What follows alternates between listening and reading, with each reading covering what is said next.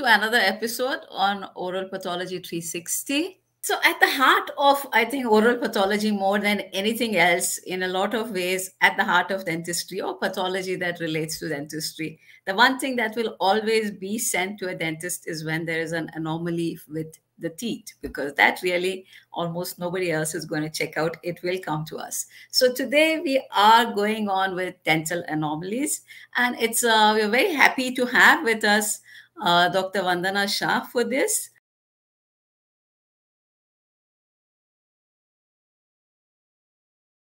Thank you, Dr. Vandana, to having invited me here for this presentation on dental anomalies and its clinical significance. This was one of the sketches done by one of my students. We go to the dental anomalies. This was actually deviation from the normal, which we just witnessed. So again, we are talking about the dental anomalies, their significance. Odontogenesis, or development of tooth, as we all know, occurs in different stages. And each stage, there are number of complex processes which are involved. And these processes are very tightly regulated by genetic, epigenetic, and environmental factors. Approximately about 300 genes have been reported to be involved in these regulation of these complex processes during odontogenesis. So it is good to understand that any insult, injury, or slightest trauma occurring during any of these processes can lead to an anomaly. An anomaly literally means irregularity or different from normal. Thus, developmental dental anomalies are nothing but morphologic variations that occur due to the disturbances occurring in any of the stage of odontogenesis. Usually, the disturbances occurring during the initiation stage of tooth germ lead to developmental anomalies in the number of teeth. Disturbances occurring during stages of morphodifferentiation and histodifferentiation lead to anomalies in tooth size, shape, and structure. And those occurring in the eruption stage of development lead to ectopic eruption, rotation, and impaction of teeth. Now, these disturbances in the eruption stage are much more commoner than the other two. However, in this presentation, I've included the other two types of developmental anomalies. It is interesting to note that there exists differences in the prevalence and occurrence of these developmental anomalies in both the jaws. It is said that the development of maxilla is a more complex process, and it is closely related to the cranial structures. Hence, the prevalence and even occurrence of these anomalies in maxilla is different from that of the mandible. So this presentation actually includes a very few selected anomalies with the time constraints, and also the more commoner ones which are seen in the general population. Disturbances in the number of teeth included here: enodontia and hyperdontia, size of the teeth, microdontia, shape of the teeth, gemination, fusion, dilaceration, talons, cusp, dense invaginatus, evaginatus, and taurodontism. And those in structure of the teeth included here is AMELOGENESIS imperfecta and enamel hypoplasia. So let's begin this. The first one, disturbances in the number of teeth occurring during initiation stage of the tooth germ, enodontia and supernumerary teeth or hyperdontia. Basically, the disturbances in number of teeth, they result from disturbances occurring in the developing dental lamina. So in turn, what usually happens is any disturbance in the dental lamina, either the lamina will get stimulated, become hyperactive, and produce supernumerary teeth, or it may fail to proliferate and lead to absence of tooth. Right? So let's go further. Anodontia is basically developmental absence of all the teeth. Complete set of teeth is anodontia. The prevalence in deciduous teeth is about 0.5 to 2.4%, and the overall prevalence being 2.6 to 11.3%. Now, anodontia has been classified as true anodontia and false anodontia. False anodontia we usually come across due to multiple extractions that have been done. That case, we come across false anodontia. True anodontia is again further classified as total anodontia versus partial anodontia. Total anodontia is a very rare condition and usually found to be associated with hereditary ectodermal dysplasia. Whereas partial anodontia can be either hypodontia or oligodontia. Hypodontia is the developmental absence of less than 6 teeth, whereas oligodontia refers to absence of more than 6 teeth. The overall prevalence of both of these in the general population is seen to be around 4%. A multifactorial etiology has been reported, both genetic and environmental factors. One or more point mutations in the polygenic system have been implicated to be responsible for anodontia.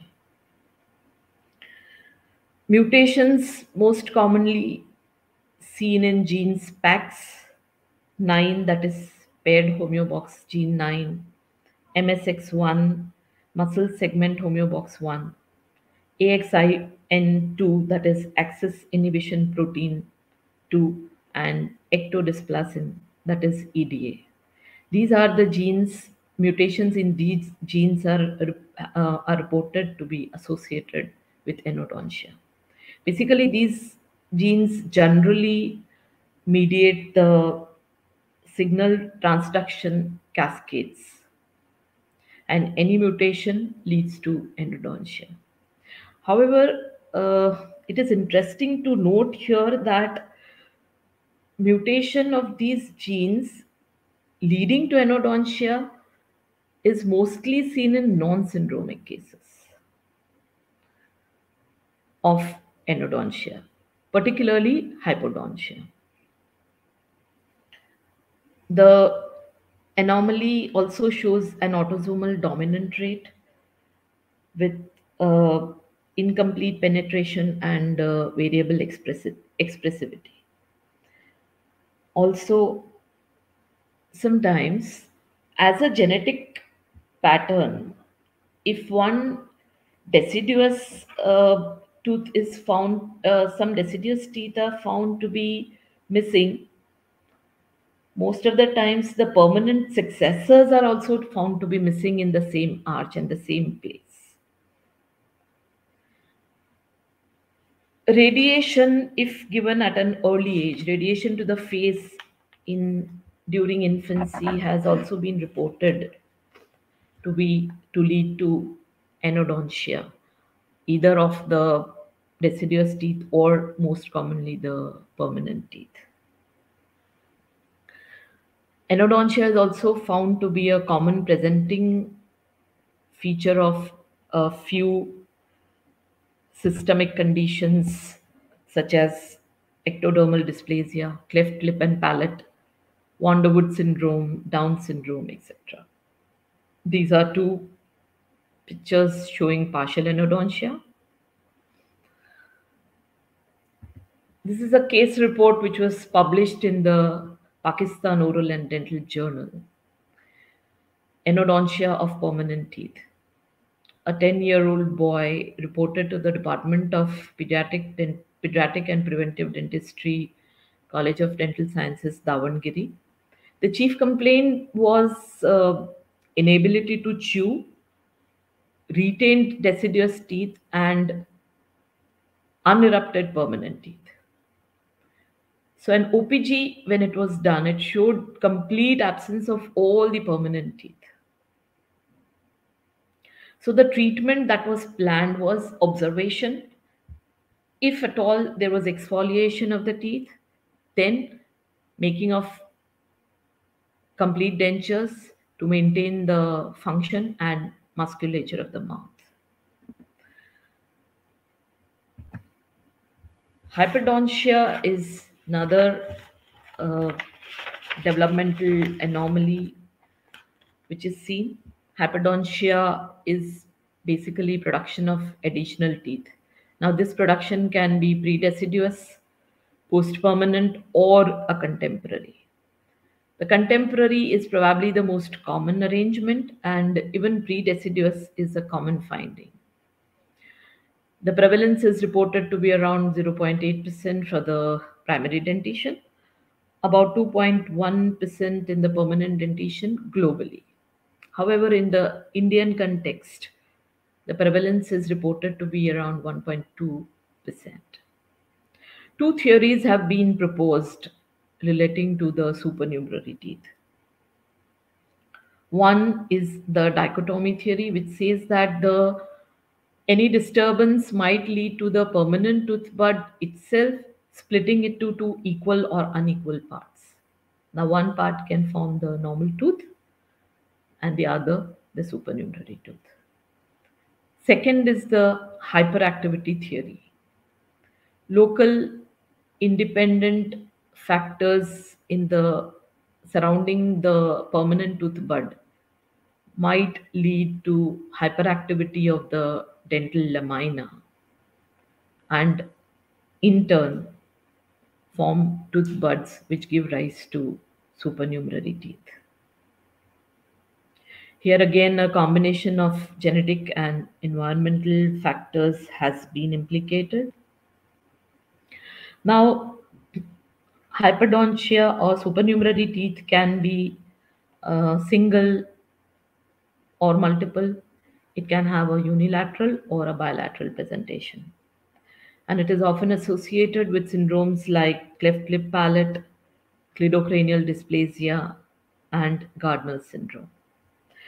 Now, based on the morphology and location, the supernumerary teeth have been classified as conical teeth, tuberculate, supplemental, and odontum-like. Conical, the most common presentation is mesodense, as it is commonly known. It presents between two central incisors, maxillary central incisors. The paramolar is a tuberculate pattern, which may be either buccal or lingual or palatal position to the normal molars, most commonly seen with the first and second molars. And distomolars are supposed to be supplemental teeth, which often form after the third molars have erupted. Odontum, like specifically the compound composite odontomes, are also considered to be supernumerary teeth. And these all occur because of the disturbances occurring in the developing dental lamina. Now, the management is mostly extraction of these teeth, as they might lead to caries and periodontal problems. Now, these anomalies or supernumerary teeth, what they can do is they can even delay or result in failure of eruption of the permanent teeth. They tend to displace, cause crowding or resorption of the teeth with which they are associated. Sometimes even the tooth bud of the supernumerary tooth can cause shifting of the permanent tooth bud, leading to dilaceration. And if they are attached, they can lead to caries and gingival inflammation because of retention of the plaque in that inaccessible areas, and in turn the vitality of the tooth may be lost. if orthodontia is treatment is to be given, and the supernumerary teeth are retained in position, they might cause incomplete closure of the space. And most importantly, they can also lead to pathologies like cyst. More commonly, dentigerous cysts are associated with supernumerary teeth, ameloblastoma, and odontomes. Another set of hyperdontia is pre-deciduous dentition. Often infants are born in the early or during the early months. They present with tooth-like structures in the mandibular anterior area. These are called natal teeth. Most commonly, they are hornified epithelial structures without root development, and they are present on the gingiva above the alveolar crest. And in such cases, they are hypermobile and they can be easily extracted. They follow an autosomal dominant trait, and the incidence is reported to be around 1 is to 2000 to 1 is to 3000 cases in the general population.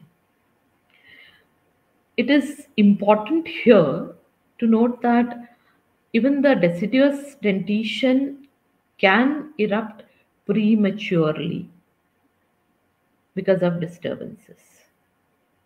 So important thing is to take a radiograph when such a patient reports. If development of roots is seen, root formation is seen, and the position to the other deciduous and permanent tooth buds appears normal, it is more advisable to retain these tooth because they can always be prematurely erupted deciduous teeth. In these cases, it is important to counsel the parents and not remove these teeth. Most commonly associated with endocrinal disturbances, poor maternal health, and frequent febrile episodes during pregnancy in a mother, congenital syphilis, and some other environmental factors also. The common complication can be difficulty in breastfeeding, both for the mother as well as the child. In that case, maybe breast pump can be advised, or bottle feeding can be advised to the patient, to the parents, just in case these are prematurely erupted deciduous teeth.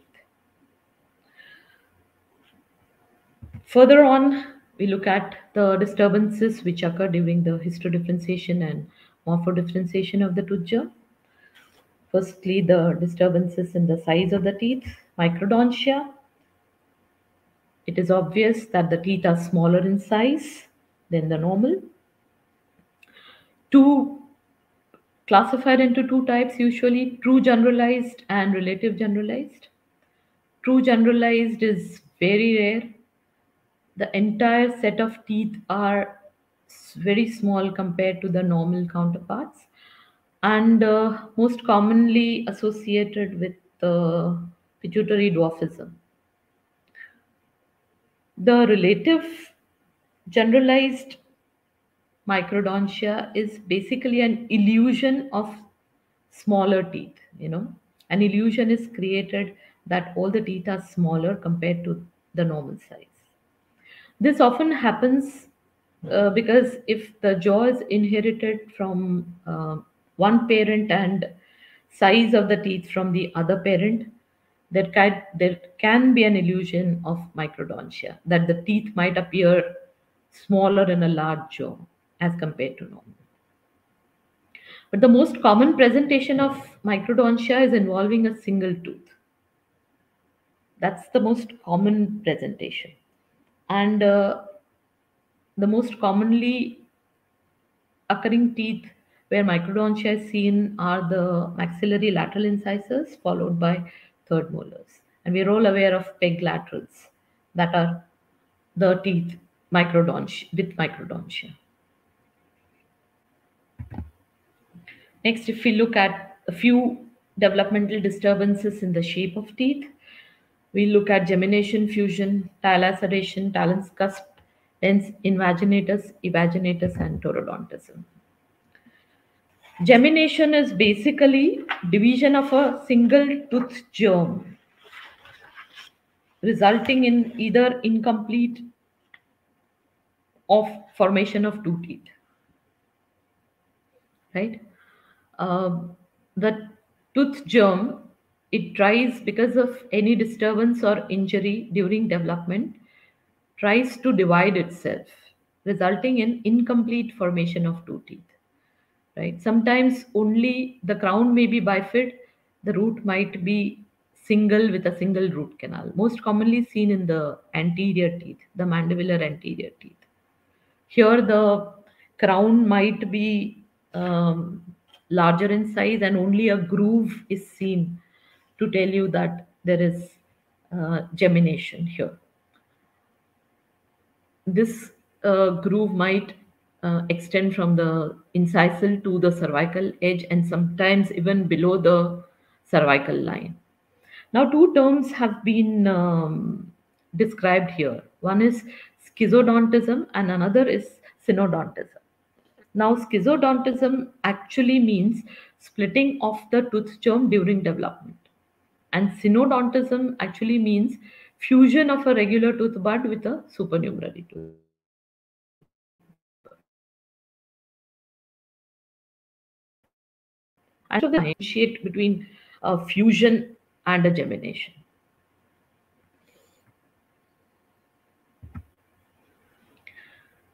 Why it is important? Now, gemination, if seen in a deciduous tooth, it might lead to delayed exfoliation of the tooth, and hence maybe retention of the permanent tooth. Of course, it will definitely give an anesthetic appearance, and when the grooves are very deep and go beyond the cervical line, there are chances of caries and even periodontal diseases. Okay. Now, most common treatment is maybe, disking of the mesial and distal margins to retain the size of the teeth.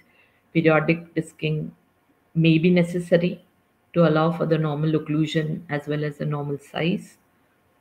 If dentine gets exposed, maybe veneers or crowns can be done. And if the crown is extremely large and cannot be masked, it can be removed, and maybe a combined orthodontic and prosthodontic approach can be taken for rehabilitation. Fusion is basically union of two independently developing tooth buds, maybe primary or permanent. Okay. Fusion depends on the stage of tooth development at which the union occurs. It may be either complete or it may be incomplete. If the fusion occurs before calcification, maybe both the tooth germs entirely fuse together to form one single tooth with one pulp chamber and one canal.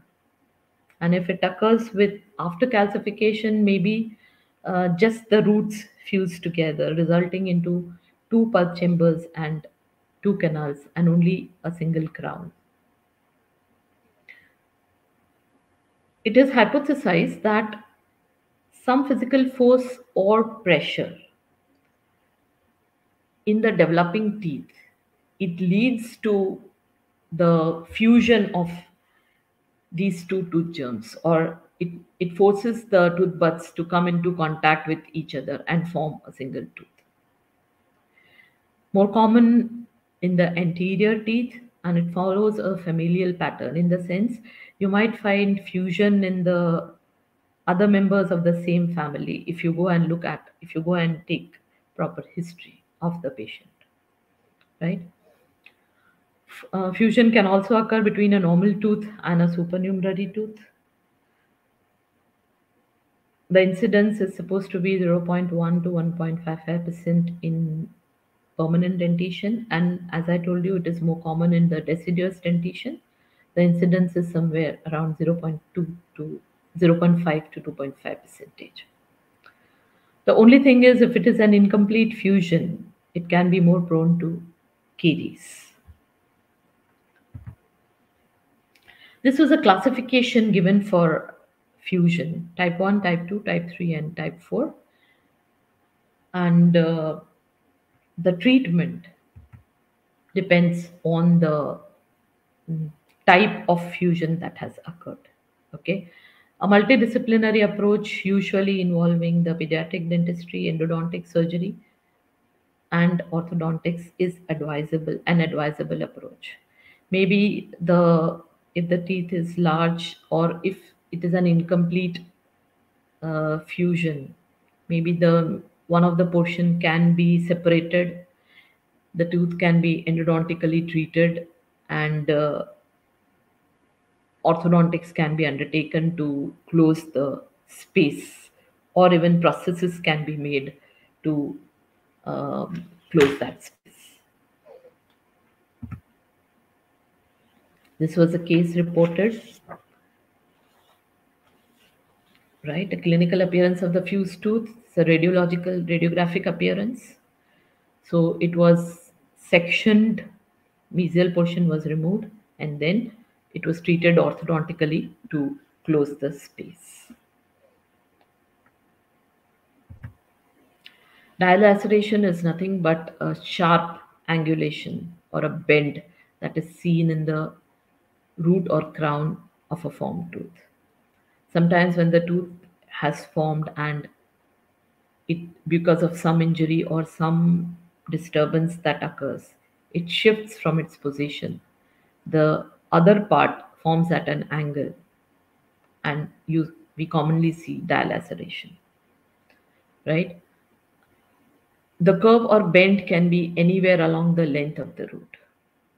Now, this forms an important clinical consideration because either it can be treated with endodontics, and particular care should be taken when attempting extraction, because if one is unaware of this kind of a bend in the root, one tends to fracture the root, and root piece might remain inside the bone and maybe in future lead to infection.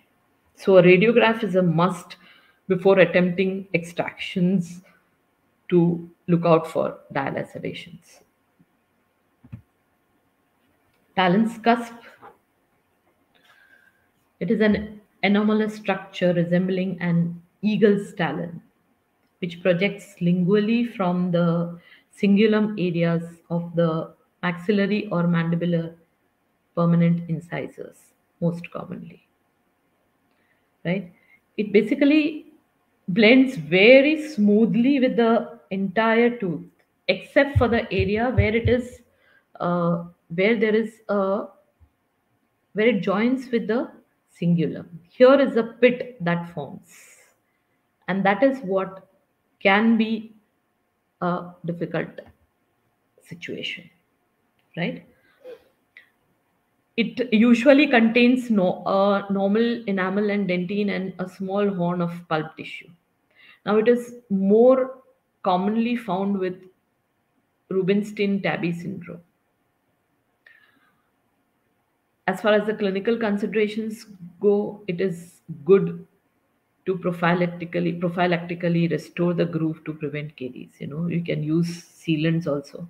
If it is interfering with the occlusion, you can reduce, or the entire thing can be reduced, and if pulp is exposed, we can attempt endodontics and maybe a crown later on. The prevalence of Talon's cusp in the general population is somewhere around 0.97%. Dense in dente, which we call it as dense invaginatus. It is basically nothing but an invagination of the tooth crown within the pulp before calcification has occurred. Right? The incidence is somewhere around 0.25 to 10% in the population. Different theories have been proposed for dense invagination. Like, there occurs some trauma. There can be some trauma to the inner enamel epithelium. It fails to grow.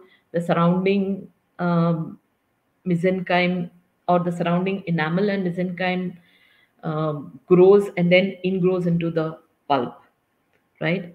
Or another theory says that the inner enamel epithelium itself proliferates into the faster than the adjacent portions and proliferates within the pulp to form a dense indente, right? Similar to the dense indente into the crown, root invagination has also been seen commonly, right? Uh, it is said that increased localized external pressure or focal growth retardation or focal growth stimulation in some areas. These are the three theories which have been implicated in the uh, for the development of dense invaginatus or dense indente. The teeth most commonly involved are the maxillary lateral incisors, permanent maxillary lateral incisors. Three categories have been described: type 1, which is confined to the crown; type 2, which extends apically beyond the cemento-enamel junction but not reaching the periapical areas; and type 3, which extends deep to the periapical areas and it can form a second apical foramen. So, three types of dense invaginatus have been described.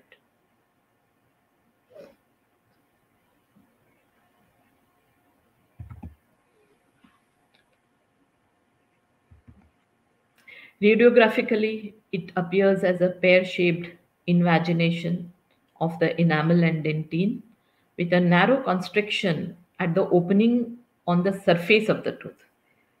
The surface of the tooth, the constriction becomes narrow.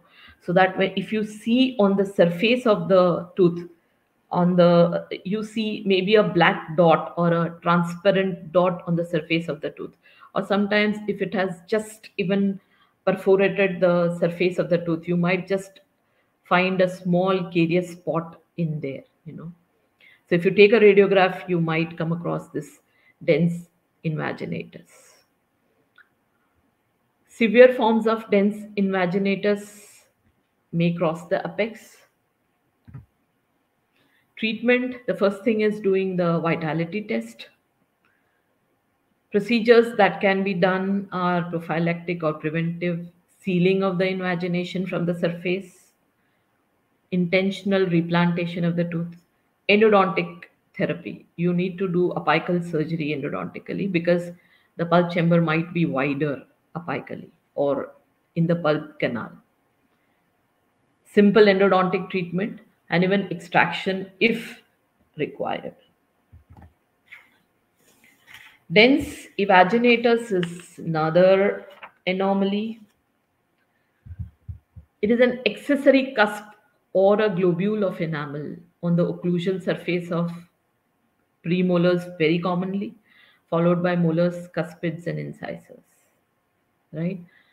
There is usually a proliferation and evagination of the area of inner enamel epithelium and the underlying ectomesenchyme into the dental organ during the early stage of tooth development, which leads to the formation of dense evaginatus or dense evaginatus.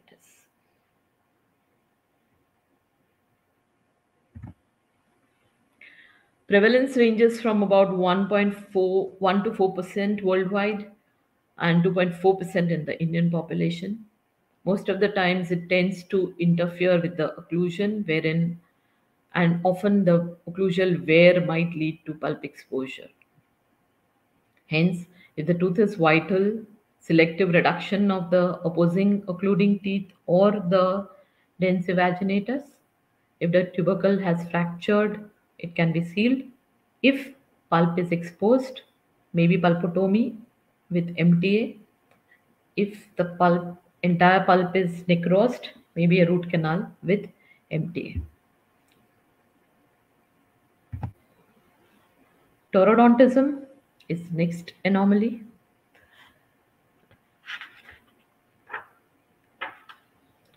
It is a dental anomaly in which the body of the tooth is enlarged at the expense of the roots. It is hypothesized that Hertwig's epithelial root sheath, if it fails to invaginate at the proper horizontal level of furcation, it might lead to development of a taurodont, right? So usually seen in patients, usually seen in the patients with Klinefelter syndrome. The prevalence is about 0.4% reported in the North Indian population. Taurodonts are classified as normal, that is cynodont, hypotaurodont, mesotaurodont, and hypertaurodont.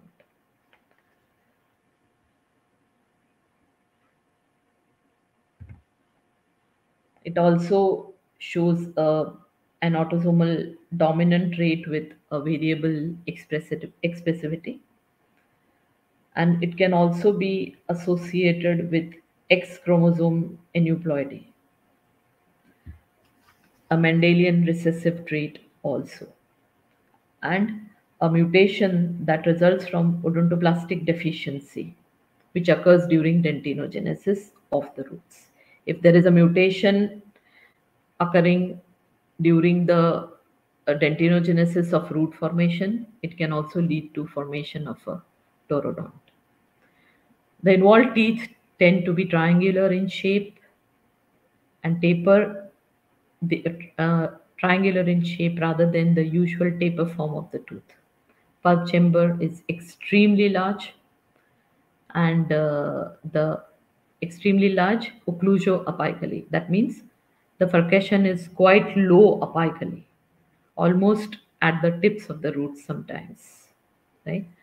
The pulp usually lacks its normal constriction, and roots are extremely short because of the long furcation, right?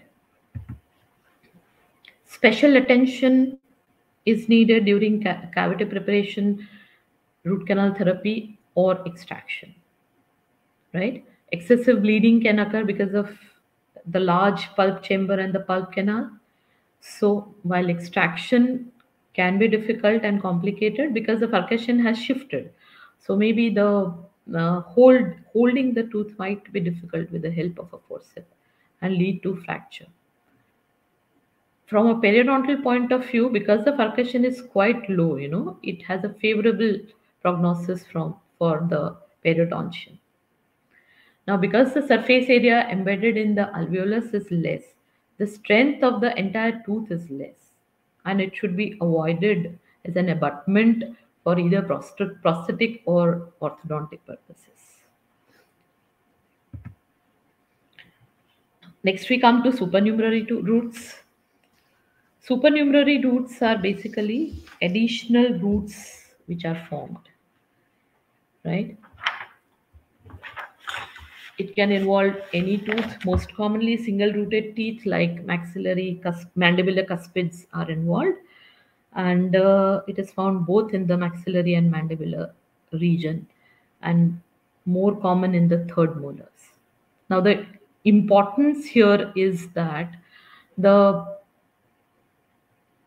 during exodontia, if we are unaware of the supernumerary teeth, it might lead to complications. Also, during the root canal treatments, if we are unaware of the extra tooth or the supernumerary root, it might lead to incomplete endodontics. So, taking X-rays in different positions is advisable to rule out any such supernumerary root. Mandibular molars having 3 roots is about 5.97%, and prevalence in the maxillary molars having 4 roots is about 0.4% globally. Next, we come to amelogenesis imperfecta. It is a structural defect of the tooth enamel. It can affect both the primary and the permanent dentition. 4 main types have been described: the hypoplastic, hypomaturation, hypocalcified, and hypomaturation, hypoplastic, and taurodontism. That is type 4. Type 1 is hypoplastic, hypomaturation is type 2, and hypocalcified is type 3. Now, all these have been further divided into subgroups, several subgroups, depending on the mode of inheritance and the clinical appearance of the defective enamel.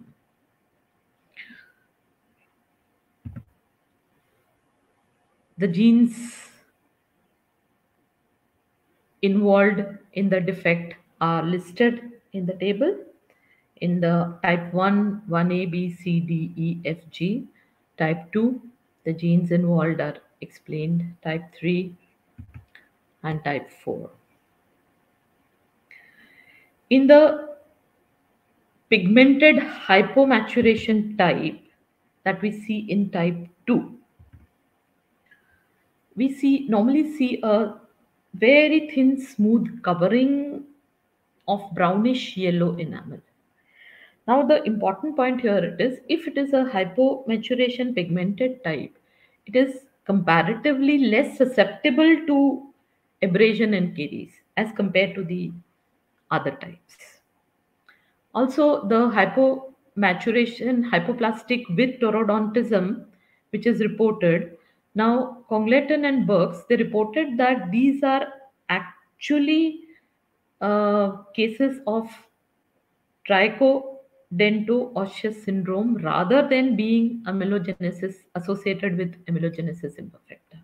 That means if this kind of an anomaly is seen with taurodontism, it is more supposed to be a trichodento-osseous syndrome rather than amelogenesis imperfecta.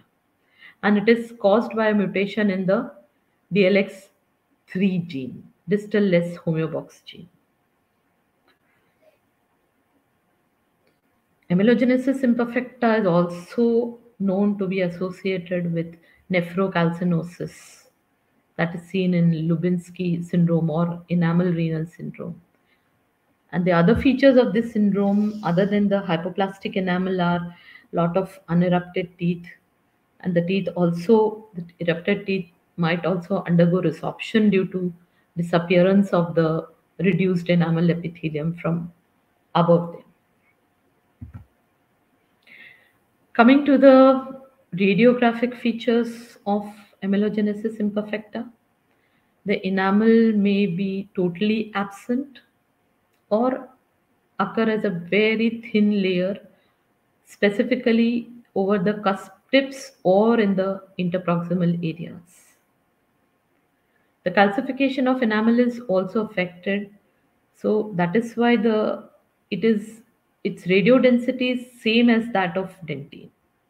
Because of the calcification that is affected, the radiodensity of the enamel is same as that of dentine, and so many a times it becomes very difficult to distinguish between dentine and enamel on a radiograph. The treatment depends on the severity of the condition and the demands of aesthetic improvement. Full coverage restorations can be planned. For the hypoplastic types, there can be bonded veneers, direct or indirect veneers can be planned. Environmental enamel hypoplasia, basically it is incomplete or defective formation of enamel matrix of the teeth, organic matrix of the teeth. Two basic types, one is a hereditary type, another is a type which is caused by a lot of environmental factors. They can either affect the entire dentition or a single tooth and can involve both the enamel and the dentine. And this type of hypoplasia is seen only if the injury occurs during the formative stages of odontogenesis. The common etiological factors for environmental enamel hypoplasia are nutritional deficiency, exanthematous diseases, congenital syphilis, hypocalcemia, birth injury, prematurity, local infection or trauma, ingestion of chemicals, and idiopathic causes. Even forceps delivery during birth can lead to this environmental enamel hypoplasia. The ingestion of chemicals, the most common one is ingestion of fluoride. We all know tetracycline stains, even hemolytic disease can lead to enamel hypoplasia. Excessive ingestion of fluoride is one of the most common factors. And fluorosis is quite common, quite endemic in few areas across the globe, specifically in India. Lot of areas where it is very commonly seen. And because of excessive ingestion of fluoride during the early stages of life, during the early growth period of life, the entire enamel, the entire teeth might be affected, or just the anterior teeth might be affected, right? Depending on the severity of the fluorosis, the appearance of the tooth occurs, We call it as mottled enamel. Now, management of environmental enamel hypoplasia depends on the type of hypoplasia that is there, the severity of hypoplasia. The hypoplastic teeth are more prone to caries. So, if we find small carious lesions or precarious areas, they can be restored with composite resins or glass ionomer cements. In young children, full coverage stainless steel crowns can be given, and they are supposed to be the most successful restorations. Certain hypoplastic teeth, where you see large defects, they can become sensitive as soon as they erupt. So, restorations might not be a very practical approach.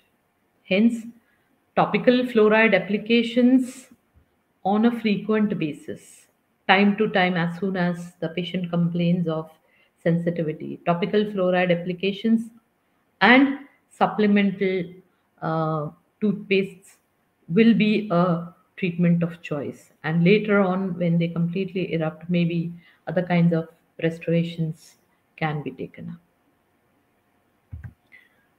So, to conclude, there are usual developmental variations that can happen either as isolated findings or as a part of syndrome. Dental anomalies can exist in both deciduous as well as the permanent dentition. The incidence and degree of expression depends on the uh, location, on the jaw that is there, even the time at which the injury has occurred, and the gene mutation or alterations that are seen in the genes. Now, these developmental dental variations or anomalies, they can provide important information for the phylogenetic and genetic studies further on. If certain diseases, certain anomalies like amelogenesis imperfecta, or even hereditary enamel hypoplasia or taurodontism or fusion are found to have a familial effect, they can form a good basis for genetic studies. They can also help in understanding the differences within and between different populations. A lot of studies need to be done between and within different populations. There are studies, isolated studies, which are there in the literature. People have done population based studies, quite a number of places, but they are all basically isolated studies. So, if we want a real time information on the differences in presentation of these anomalies within and between the populations, larger and larger studies are required so as to help in understanding this difference more efficiently, to establish appropriate treatment strategies and different management protocols. As most of these anomalies require a multidisciplinary approach, the more and more studies are done, the more and more authentic management protocols can be put in place to uh, treat these kind of anomalies. So with this, these are the additional references. Thank you very much for the patient hearing. Thank you, Dr. Vandana, once again. Thank you for allowing me to present here.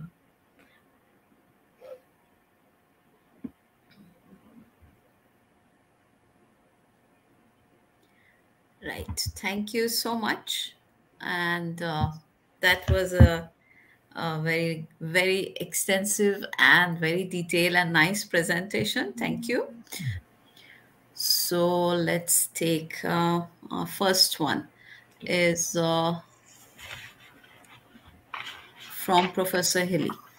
Yeah. So do you think that the principles of development of a complex dense and dente could be Yeah. applied to the mechanism of small complex odontoma formation?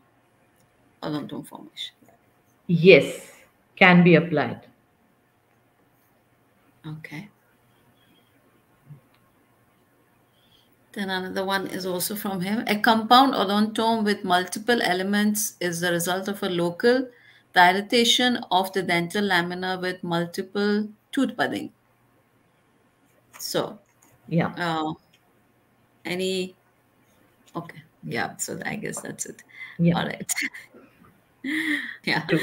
Okay, I guess there are no more questions. So let's just move on. And yes, let me present you with your certificate. Okay. Thank you And so I, much. Okay, fine. So there is your certificate. Thank you so much. Thank you for the presentation, for the lovely job you did with it. Thank you. thank you so much. Thank you. It was a privilege and a pleasure. Thank you so much. Most welcome. You're most welcome. So now coming to, we have a announcement.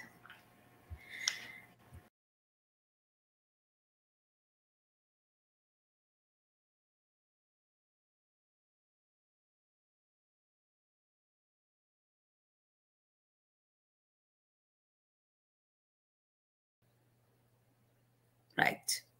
See you. See everybody on Tuesday. Have a great time till then. Bye bye.